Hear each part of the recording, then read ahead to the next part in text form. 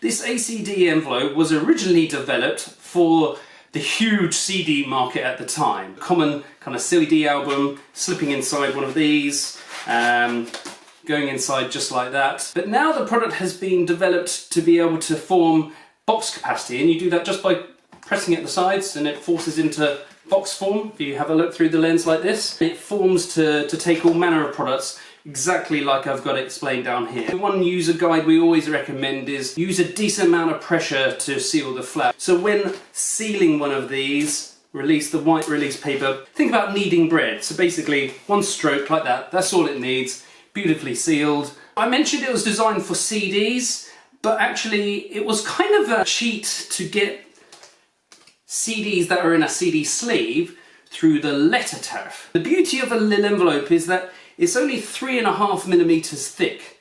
Now compare that to an 8mm thick bubble mailer. That won't fit through the letter tariff. A Lil Envelope at 3.5mm, once you actually put your CD within the ACD, that will go through this 5mm letter slot, and hence the lower cost tariff. In terms of other flat items, I've got all sorts of different size bulbs there, but some flat ones here. Again, pop that inside. You know, the playing cards, again, similar things that you would normally put in a bubble mailer, that just slips in, and you can see every time I'm pushing in, it just basically forms capacity around whatever item's inside without movement. That's the magic of a Lil Envelope over a bubble mailer. The amount of millions of contact lenses people are using to put inside these, 2x2, straight in there. You can see the capacity creasing forming as I do that. This is the capacity crease that you get around all Lil Envelopes that allow it to make